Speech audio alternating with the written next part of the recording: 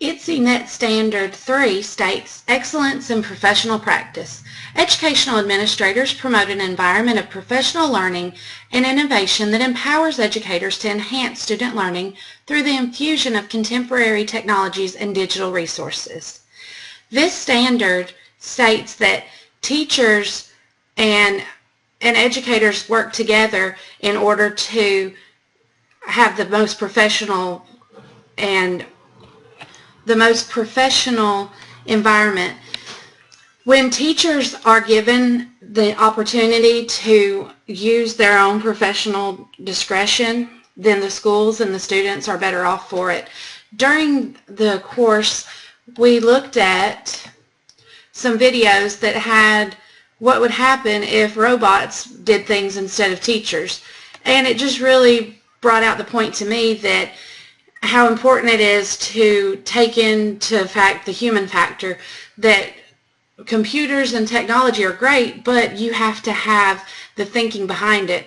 And as an educator and a professional, it's important that you be able to determine if technology is the best for that situation.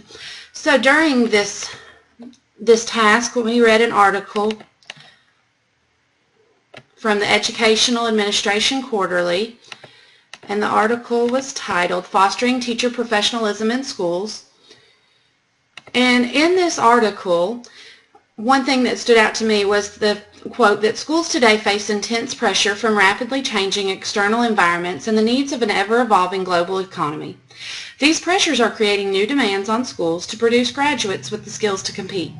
The challenging task of educating young human beings in a digital world requires structures that give teachers and school leaders the opportunity to rapidly adapt to changing conditions. As an educator, it's very important that we adapt and that we trust the administration to make the best choices. Another quote from this article was about school leaders who overemphasize the structural elements and adopt the highly rigid structure of a machine bureaucracy will do so at the expense of cultivating greater professionalism in schools.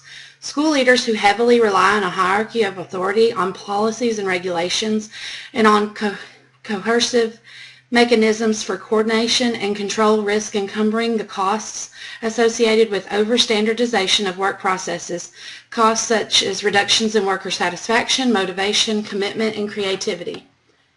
So this really pointed out to me about how important it is that administrators facilitate and participate in learning communities that stimulate, nurture, and support administrators, faculty, and the staff in the study and use of technology. As an administrator, it's very important that we encourage teachers to be creative.